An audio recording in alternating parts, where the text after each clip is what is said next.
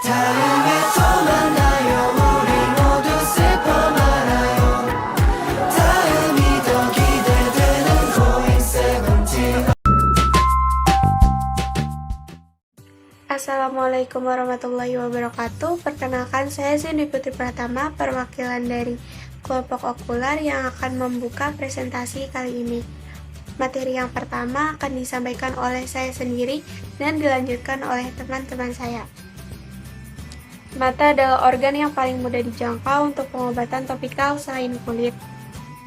Mata juga memiliki sifat yang mempunyai mekanisme perlindungan yang berkontribusi terhadap eliminasi segera apabila terdapat partikel debu, insek, benda asing, ataupun formula sediaan yang bersinggungan dengan mata. Mekanisme inilah yang menyebabkan obat sukar berkontak lama dengan mata. Formulasi sediaan topikal tradisional obat mata, tetes mata, salep mata memiliki ketersediaan hayati yang rendah karena cepat dieliminasi sebelum mencapai kornea, absorpsi konjungtiva, kekeringan cairan mata karena gravitasi, lakriminasi terinduksi, dan pergantian normal air mata.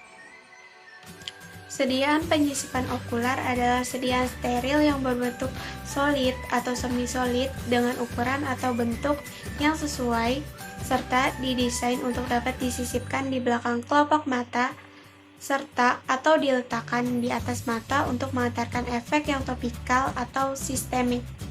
Sediaan ini merupakan sistem polimer yang tidak larut atau terdispersi. Sediaan ini lebih baik dalam hal pengeringan dan aliran air mata dibandingkan formulasi sediaan yang lainnya dan menghasilkan pengeluaran obat yang reliable pada konjungtiva kuldesak. Yang selanjutnya yaitu anatomi fisiologi mata yang terdiri dari sklera yang merupakan lapisan luar mata berwarna putih dan relatif kuat. Kemudian di sampingnya terdapat kloroid yang merupakan lapisan kaya akan pembuluh darah dan sel-sel pigmen sehingga berwarna hitam. Kornea yang berfungsi untuk memfokuskan cahaya, ciliary body yaitu bagian mata yang berada di belakang iris dan terdiri dari proses siliaris dan otot siliaris. Otot polos pada tubuh siliari mata yang mengubah bentuk lensa untuk membawa benda menjadi fokus pada retina. Bagian mata lainnya yang bekerja bersamaan dengan struktur ini adalah lensa. Lensa di sini bertugas untuk memfokuskan cahaya yang memasuki mata pada bagian lapisan retina di bagian belakang mata. Karena otot-otot di sekeliling lensa cahaya yang datang ke mata dari berbagai sudut dan jarak berbeda dapat selalu difokuskan ke retina. Retina pada mata berfungsi untuk mengirimkan pesan melalui syaraf optikus ke otak. Selanjutnya, konjungtiva yang merupakan selaput tipis yang melapisi bagian dalam kelopak mata dan bagian luar sklera. Selanjutnya, vitreous body atau badan vitreus yang merupakan bagian terbesar dari mata. Tubuhnya merupakan zat bening seperti jeli yang sebagian besar terdiri dari air dan jaringan kolagen halus yang terkait dengan asam hyaluronat. Cairan vitreus tidak hanya memberikan dukungan pada struktur di dalam mata, tetapi juga membantu menjaga transparasi media. Bagian mata selanjutnya yaitu pupil, yang merupakan bukaan kecil berwarna hitam di bagian tengah iris yang merupakan jalan masuknya cahaya ke dalam mata. Dari kornea, cahaya akan diteruskan ke pupil. Pupil menentukan kuantitas cahaya yang masuk ke bagian mata yang lebih dalam. Pupil mata akan melebar jika kondisi ruangan yang gelap dan akan menyempit jika kondisi ruangan terang. Yang selanjutnya terdapat aqueous humor, yaitu cairan jernih dan encer yang mengalir di antara lensa dan kornea, mengisi segmen arterior mata, serta merupakan sumber makanan bagi lensa dan kornea yang dihasilkan oleh prosesus ciliaris. Humor aqueous juga bertanggung jawab dalam mengatur tekanan intraokuler. Mekanisme kerja obat mata. Yang pertama ada absorpsi, kedua distribusi, dan yang terakhir ekresi. Absorpsi obat mata topikal diabsorpsi melalui kornea dan non-kornea, melalui dilusi dan difusi dari lapisan air mata, kemudian berpenetrasi ke kornea dan diteruskan ke cairan aqueous. Untuk non-kornea, berasal dari konjungtiva dan sklera menuju uvea arterior. Distribusi ke segmen arterior melalui membran hiloid interior menuju bilik mata belakang dan akan mengikuti jalur drainase aqueous. Ekresi melalui air mata, pembuluh darah iris, pembuluh darah di stroma konjungtiva. Absorpsi obat mata injeksi lokal akan diabsorpsi melalui intraokular. Distribusi obat mencapai segmen posterior mata melalui sklera, pembuluh darah koroid, dan konjungtiva. Ekresi obat yang berasal dari rongga vitreus diteruskan ke arterior untuk menuju ke bilik mata depan dan ke posterior untuk dieliminasi oleh retina, koroid, dan sklera.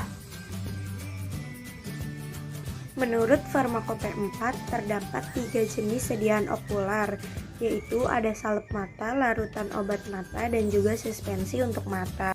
Yang pertama ada salep mata, yaitu sediaan setengah padat yang dioleskan dan digunakan sebagai obat luar atau selaput lendir. Terdapat kelebihan salep mata, yaitu dapat dipakai dengan zat yang tidak larut air, kerjanya lepas lambat, dan dilepaskan sesuai dosis. Kekurangan dari salep mata adalah mata refleks mengeluarkan air mata saat penggunaan, harus dikocok sebelum pemakaian, dan wash out. Contoh salep mata yaitu ada gentamisin, eritromisin, dan basitrasin. Yang kedua adalah larutan obat mata, yaitu larutan steril yang digunakan dengan cara meneteskan obat mata pada selaput lendir di antara kelopak mata dan bola mata. Kelebihan dari obat mata yaitu penggunaan yang mudah, formulasi yang mudah, dan juga dosis yang kecil. Kekurangan dari larutan obat mata adalah adanya hambatan dinamis seperti air mata dan biasanya menggunakan pengawet. Contoh dari obat mata yaitu ada Insto, Rohto, dan Lanosan Plus. Yang ketiga ada suspensi mata, yaitu sediaan steril dengan cara meneteskan obat pada selaput lendir di sekitaran kelopak mata dan bola mata. Syarat suspensi mata yaitu steril, isohidris, dan isotonis. Kelebihan suspensi mata yaitu durasinya lama, terhindar dari kontaminasi, tidak hilang oleh air mata dikarenakan basisnya minyak. Kekurangan dari suspensi mata yaitu rilis obat lama, penglihatan sedikit mengabur, dan teksturnya berminyak. Contoh suspensi mata yaitu suspensi mata fluorometolon 0,1%. Rute pemberian okular ada 3, yaitu sistemik, injeksi lokal, dan topikal. Yang pertama ada sistemik, yaitu parenteral masuk ke dalam pembuluh darah, dan yang kedua oral masuk melalui saluran cerna. Injeksi lokal yaitu ada subkonjungtiva, disuntikan di bawah konjungtiva bola mata atau di bawah konjungtiva yang melapisi kelopak mata, yang memungkinkan obat melewati epitel, salah satu penghalang utama yang membatasi masuknya obat. Subkonjungtiva dapat digunakan pada kondisi yang parah yang memerlukan obat dalam konsentrasi tinggi dan hewan yang sulit diobati. Yang kedua ada intravitreal, disuntikkan ke dalam rongga vitreus, merupakan cara pemberian obat ke retina di bagian belakang mata. Obat tertentu tidak dapat mencapai retina jika diberikan dalam bentuk obat tetes mata atau pil, karena diperlukan suntikan langsung ke mata. Contoh obat umum yang digunakan adalah dexamethasone, avastin, kenolog. Topikal terbagi menjadi 2. Yang pertama ada rute korneal, yang terbagi menjadi 3, ada lipofilik, terhidrasi, dan endotelium. Yang kedua ada rute non-korneal, yaitu obat diabsorpsi di konjungtiva, lalu ke sklera, ke koroid, dan ke sirkulasi sistemik, lalu akan tereliminasi. Bersifat hidrofilik dan bermolekul besar. Waktu kontak obat. Yang pertama adalah larutan obat mata. Kontaknya sangat cepat, hanya beberapa menit saja. Yang kedua ada salep mata. Waktu kontaknya 24 jam. Yang ketiga ada larutan dalam minyak. Waktu kontaknya 1 jam. Yang kemudian ada emulsi air dalam minyak, waktu kontaknya 2-3 jam. Cara penggunaan salep mata. Yang pertama, cuci tangan dengan air dan sabun. Yang kedua, jangan menyentuh bagian ujung salep mata. Dongakkan kepala ke belakang, kemudian tarik kelopak mata bagian bawah secara perlahan. Oleskan salep mata secara perlahan ke dalam kelopak mata bagian bawah lebih kurang 1 cm. Kedipkan mata secara perlahan, jangan biarkan ujung salep bersentuhan dengan mata. Cuci tangan kembali untuk membersihkan sisa obat yang mungkin menempel. Bersihkan salep mata terlebih dengan tisu. Tutup kembali obat salep mata dengan benar. Pejamkan mata sekitar 2-3 menit untuk memastikan salep mata menyebar ke seluruh bagian mata. Cara penggunaan obat tetes mata. Yang pertama, cuci tangan dengan air dan sabun. Pastikan ujung penetes tidak rusak atau retak. Condongkan kepala ke belakang, tarik kelopak bawah mata menggunakan jari telunjuk sehingga kelopak mata membentuk kantung. Pegang botol tetes dengan tangan yang lain sedekat mungkin dengan kelopak mata tanpa menyentuhnya. Tekan botol tetes mata secara perlahan sampai jumlah tetes cairan yang dibutuhkan masuk ke dalam kantung kelopak bawah mata. Jangan mengedip. Tutup mata selama 2-3 menit. Bersihkan cairan berlebih pada wajah dengan menggunakan tisu. Cuci tangan kembali untuk membersihkan sisa obat yang mungkin menempel. Oke, selanjutnya adalah perkembangan obat mata dengan rute oftalmik. Ya, yang pertama itu sisipan okuler atau ocular insert. Sejumlah sisipan polimer padat telah dikembangkan sebagai sistem penghantaran obat okuler dan banyak tersedia di pasaran. Sisipan polimer ditoleransi lebih baik dengan drainase dan aliran air mata dibandingkan formulasi oftalmik lainnya dan juga menghasilkan pelepasan obat yang baik dalam konjungtiva. Penyisipan okuler dapat diklasifikasikan menjadi 2 kategori. Yang pertama degradable atau yang bisa disebut juga bioerodible. Sisipan ini aman dan nyaman karena dapat terurai dengan baik walaupun proses pelepasan obat ini begitu rumit dalam kondisi fisiologis. Matriks polimer akan hilang dari mata dengan erosi. Berbagai bahan telah digunakan dalam pengembangan sisipan yang dapat terdegradasi seperti polivinil alkohol, terus hidroksil propil selulosa, terus ada pyrrolidol polivinil, dan sebagainya. Polimer ini dapat membentuk ikatan hidrogen dengan air, oleh karena itu ketika kontak dengan air akan menghidrasi dan akhirnya mengikis saat polimer larut. Keuntungannya yaitu lebih efektif, lebih fleksibel dalam jenis obat dan solusinya, dan tidak perlu dilepaskan, sedangkan kerugiannya yaitu ketidaknyamanan dari pasien dan membutuhkan penyisipan dari pasien. Oke, selanjutnya kita lanjut ke klasifikasi kedua yaitu non-degradable, yaitu sisipan yang tidak dapat terdegradasi telah dikembangkan dengan polimer yang terkait dengan lensa kontak lunak dan etilena vinyl alkohol copolymer. Pelepasan obat dari sisipan yang tidak larut biologis seperti mudah diprediksi daripada yang berasal dari sisipan biosoluble atau degradable. Penyisipan sisipan seperti ini dibuat dari bahan polimer fleksibel yang secara biologis inert, non-allergenic, dan tidak larut dalam cairan air mata. Karena bahan polimer tidak larut, dengan air mata ia mempertahankan integritasnya dan tetap utuh selama menjalani terapi, bertindak sebagai reservoir untuk terus melepaskan obat ke mata dan jaringan sekitarnya pada tingkat yang tidak terpengaruhi oleh erosi. Oke, untuk perkembangan obat mata dengan rute optalmik yang kedua itu adalah nanopartikel ya, yang dimana nanopartikel adalah pembawa koloid dengan kisaran ukuran 10-1000 nanometer. Untuk penghantaran optalmik, partikel nano umumnya terdiri dari lipid, protein, polimer alami atau sintetis seperti albumin, natrium alginat, kitosan, dan LPGA. Nanopartikel juga bisa dieliminasi dengan tepat dari kantong prokorneal. Oleh karena itu, untuk nanopartikel administrasi topikal dengan sifat mukoadesif telah dikembangkan untuk memperbaiki waktu tinggal prokorneal.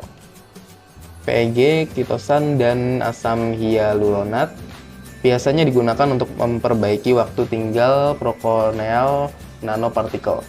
Nanopartikel juga telah berhasil digunakan sebagai strategi alternatif pengiriman obat jangka panjang ke jaringan okuler segmen posterior.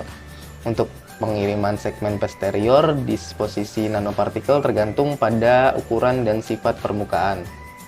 Oke, perkembangan yang ketiga yaitu lisosom ya. Liposom merupakan partikel koloid yang dibuat menggunakan molekul fosfolipid dan merupakan sistem penghantar obat yang paling umum digunakan untuk penghantar obat tertarget. Ukuran liposom biasanya berkisar antara 0,08 sampai 10 mikrometer. Liposom tidak beracun, non-hemolitik, dan non-imunogenik bahkan setelah suntikan berulang. Sifatnya biokompatibel dan biodegradable. Untuk aplikasi optalmik, liposom mewakili sistem penghantaran yang ideal karena adanya biokompatibilitas yang sangat baik, membran sel seperti struktur dan kemampuan untuk merangkum obat hidrofilik dan hidrofobik. Liposom telah menunjukkan efektivitas yang baik untuk penghantaran okuler segmen anterior dan posterior dalam beberapa penelitian. Untuk pengiriman obat ke segmen interior mata, upaya terutama dilakukan untuk meninggalkan waktu tinggal prekorneal dengan memasukkan lipis bermuatan positif dan polimer mukoadesif dalam liposom. Liposom kationik telah menunjukkan kemanjuran yang lebih baik dalam penyerahan okuler terhadap liposom bermuatan negatif karena mengikat muatan negatif permukaan kornea. Oke, yang umum digunakan untuk fabrikasi liposom kationik yaitu didodecyl dimetil amonium bromid dan stearilamin. Suatu sistem penghantaran obat optalmik yang didesain secara baik haruslah menghantar bahan aktif ke tempat yang tepat, meningkatkan perbandingan aktivitas lokal, mengurangi jumlah pemberian setiap hari, dengan mudah dapat diberikan oleh sendiri yaitu oleh pasien ya, tidak menginduksi rangsangan benda asing, tidak menyebabkan kekaburan penglihatan jangka panjang, tidak memberikan rasa yang tidak menyenangkan pastinya, dan dapat disterilkan dalam skala industri serta kompatibel dengan pengawet antimikroba yang diefisiensikan. Ya, mungkin itu sekian dari saya ya. Sekarang bisa dilanjut. Faktor-faktor yang mempengaruhi sediaan optalmik. Yang pertama, informasi ketersediaan hayati obat. Yang kedua, karakteristik fisikokimia zat aktif dan pembuatan sediaan mempengaruhi toleransi mata pada obat. Contohnya, membesarnya pengeluaran air mata atau permeabilitas konjungtivita. Terus ada tonisitas, merupakan kemampuan suatu larutan dalam memvariasikan ukuran dan bentuk sel dengan mengubah jumlah air dalam sel. Yang keempat ada pH. Biasanya setiap produk akan di-buffer hingga pH 7,4. Itu tuh pH normal cairan mata. Jika buffer diperlukan, kapasitasnya dikontrol menjadi serendah mungkin sehingga memungkinkan air mata mengembalikan pH mata ke kisaran fisiologis. Berikutnya yang kelima itu viskositas. Ya, untuk viskositas ini idealnya pada sediaan optalmik itu berkisar antara 15 sampai 25 CPS. Hal ini bertujuan untuk memperpanjang waktu kontak antara sediaan sehingga dapat meningkatkan efektivitas dari zat aktif tersebut. Berikutnya yang keenam adalah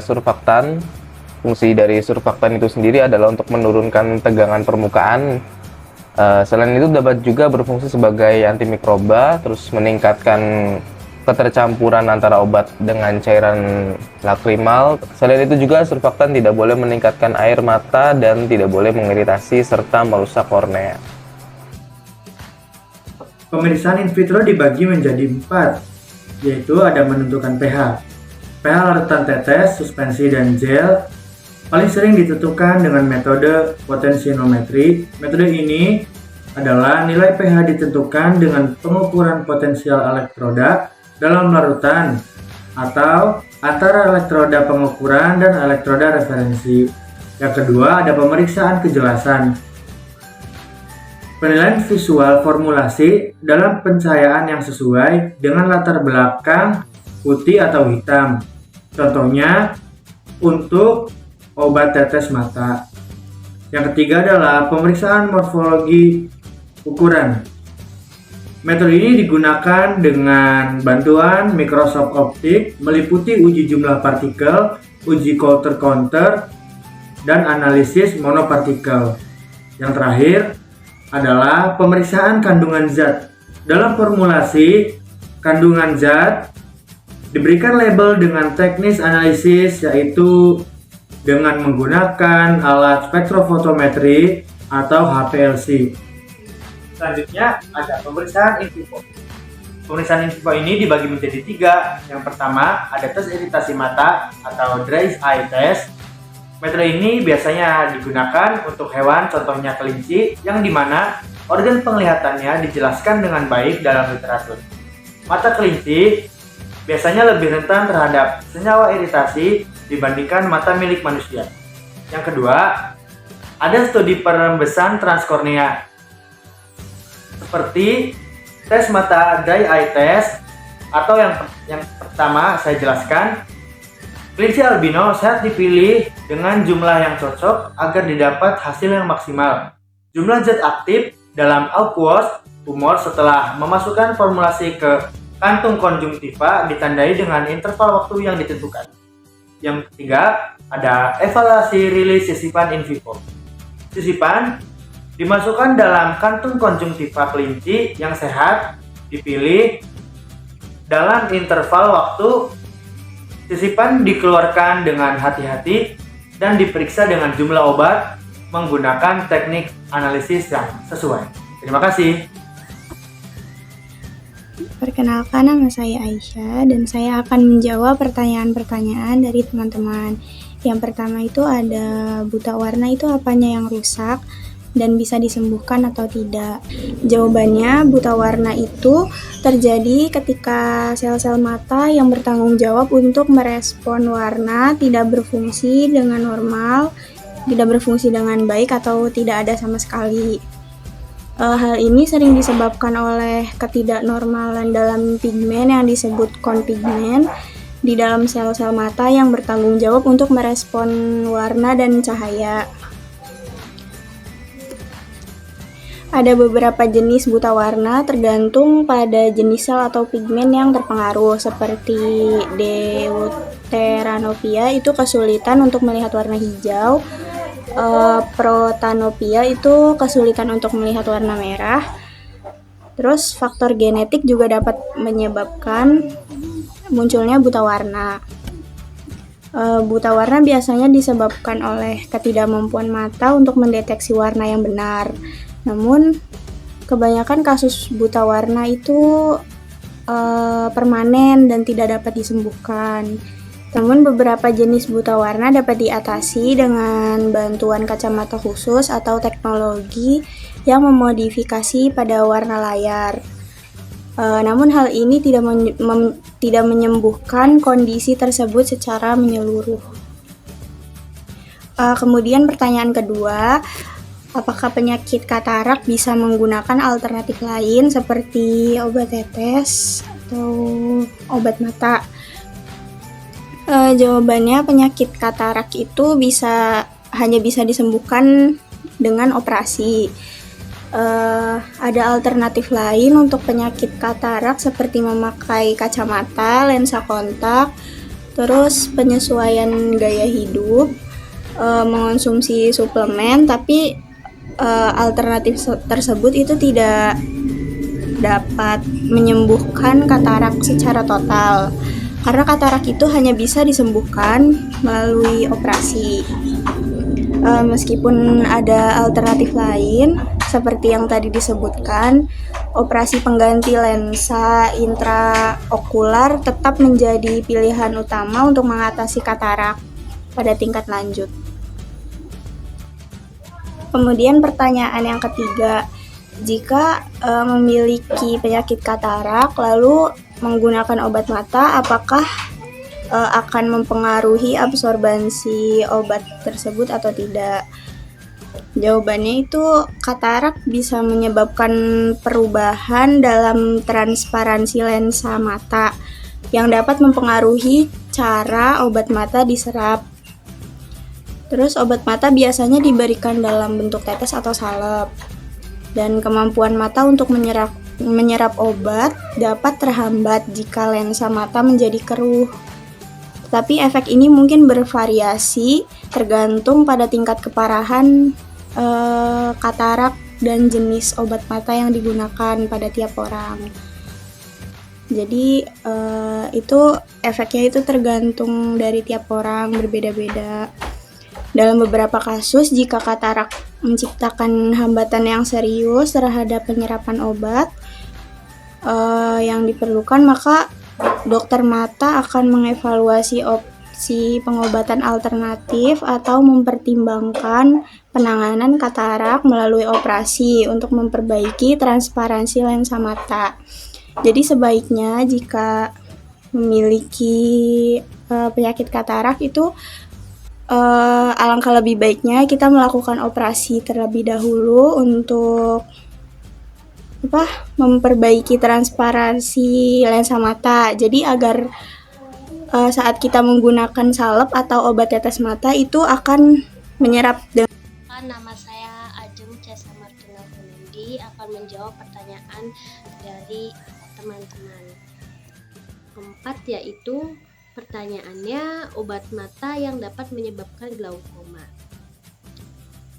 Jawabannya, obat tetes mata kortikosteroid diketahui dapat menyebabkan penyakit glaukoma jika digunakan dalam waktu yang terlalu lama atau dengan dosis yang terlalu tinggi.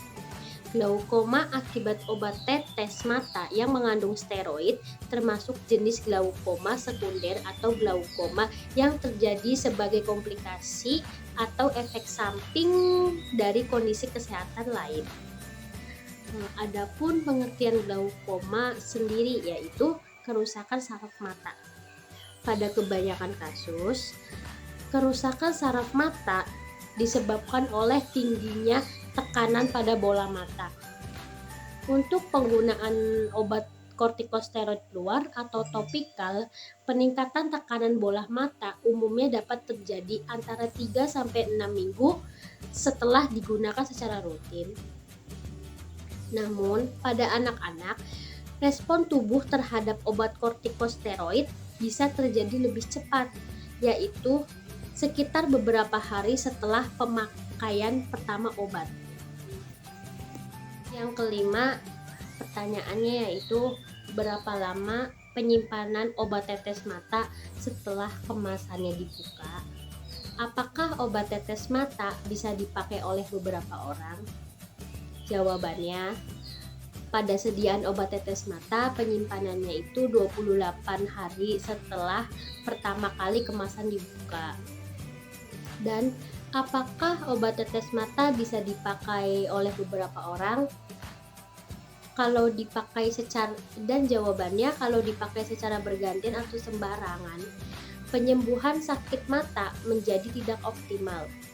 Misalnya, Anda membutuhkan obat sakit mata untuk meredakan masalah konjungtivitas, tetapi malah memakai obat mata yang ternyata bukan untuk konjungtivitas, seperti obat sakit mata yang disebabkan virus. Hal itu akhirnya akan membuat proses penyembuhannya menjadi lebih lama.